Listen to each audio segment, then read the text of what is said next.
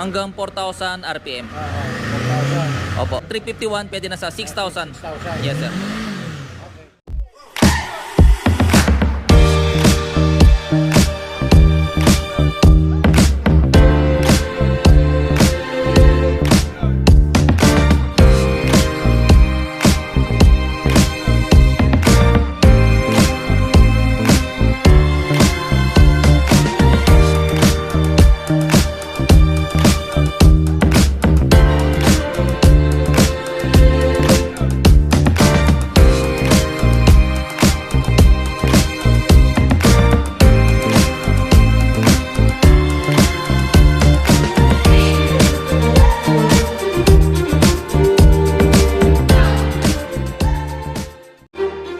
Shoutout kay Sir Badong and Ma'am Jelay ng Las Piñas. Nakapag-avail dito sila ng Kawasaki Z500 2026 model. Available to sa cash and financing. SRP to 18,800 pesos. Sir, baka may sasabihin po kayo? Smooth transaction, mabilis nilang labas. Kirby. Thank you po, sir and ma'am. Second unit na nila at paalis na si sir. Right. Thank you, sir. Thank you sa mabilis na Transaction. Ride safe and congrats, sir. Ingat sa biyahe sa Sunday. Sige po, sir.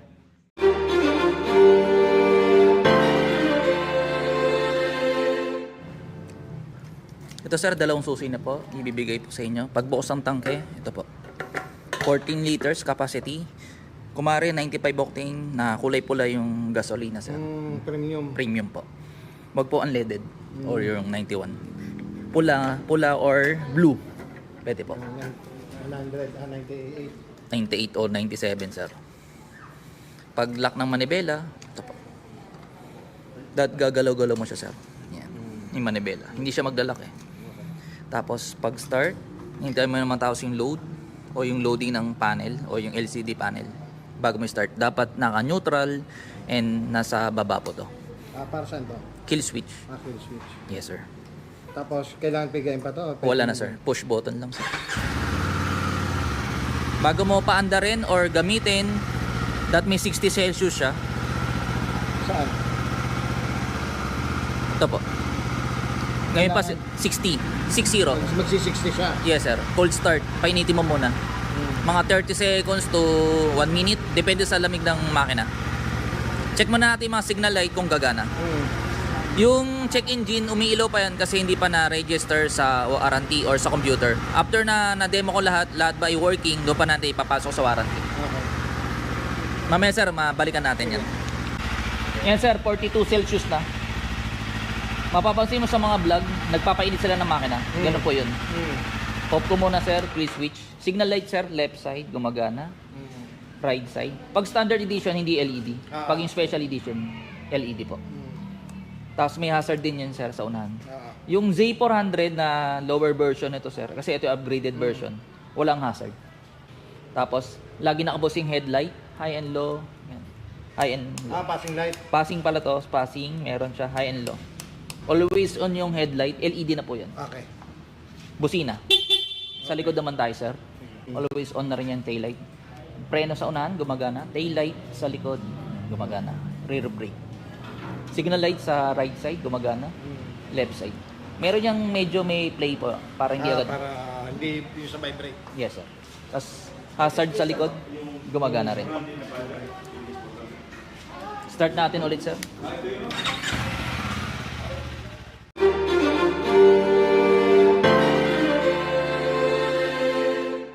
Sir, napapansin mo, habang tumataas on, lumalapit yung 60, bumababa na yung minor. Kumari, sir, bago mo i-rev, 60. 60. Okay. Pero minsan, kung emergency, kailangan mo nang gamitin, pwede mo naman gawin yon. Dahan-dahan na lang. Oo, sir. Pero mapapansin mo, parang hindi maganda yung takbo. Ibig sabihin, ito yung init niya, Na kailangan normal. Pero sample, sir, galing ka sa biyahe, tapos nag-park ka mga 30 minutes or 65, pwede mo na paanda rin. Oh, basta 60. Halimbawa, ano ang niyan? Hindi pwedeng umabot ng 100, ganyan. Yes, sir. Mga 110. Yan ang pinaka niya. Oh, kailangan mo na i-off, itigil na. Kasi overheat na yun. Oh, sir. May high temp na. May warning na yun, sir. 110. Sa mga ganitong model, sir, bihira yung ganun. Nangyayari yung kapag hindi nagbubukas yung radiator pan or yung pan is madumi na, hindi na maganda yung circulate ng ikot ng pan. Okay. Pag sa mga brand new, hindi yun mangyayari. Lalo pa sa naked bike. Kasi nga tagusan naman ng hangin. Yes, sir. Tapos sa braking period, sir, 4,000 RPM, any speed hanggang 4,000 RPM hanggang 350 odo. Okay. Shift ka na, sir. Shift Yun, na. Opo, yun po yung maximum. Any speed, no problem, sir. Pag nag 351 odo, pwede na sa 6,000 RPM. Pag nag 351 odo. 351. Okay. Yes, sir. Hanggang 1,000 odo yun. Okay. Pag naka 1,000 odo, yun, tapos na yung braking period. Ulitin ko, sir, 350 odo hanggang 4,000 RPM. 1,000. Opo. Pwede naman lumampas. Hindi mo naman ma-perfect palagi yun. Okay lang yun, sir. Wag lang palagi. Okay. Pag nag 351, pwede na sa 6,000. 6,000. Yes, sir. Okay. Yes, sir. Tapos hintayin natin magbukas yung radiator pan, mga 100 Celsius yun, sir. Paano mo malalaman na magbubukas? 100 dito, tapos may ikot ng pan or yung hangin. May mararamdaman Oh, ka na. may tunog, sir, na marinig tayo. Kasama sa pag-PDI yun ng unit.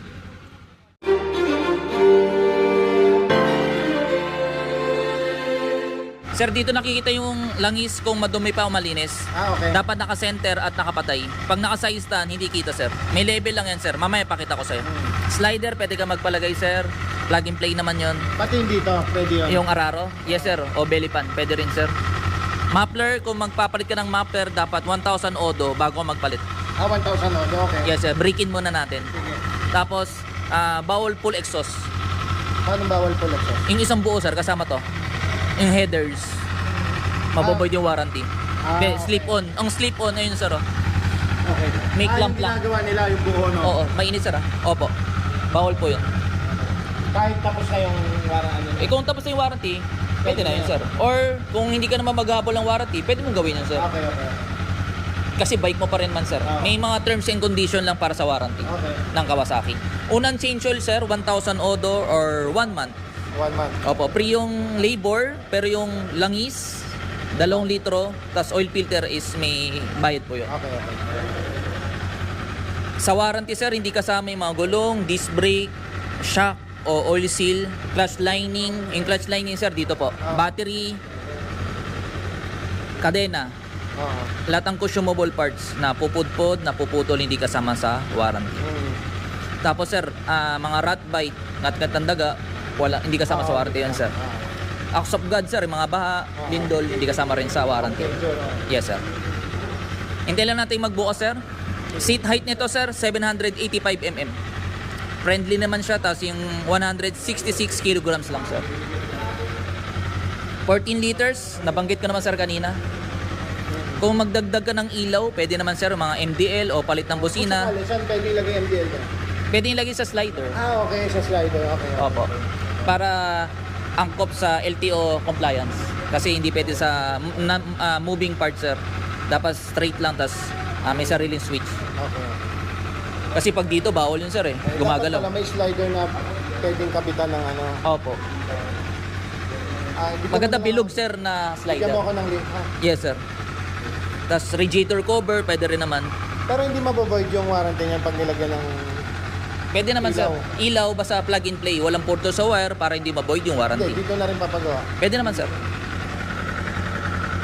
Nagbukas na pala.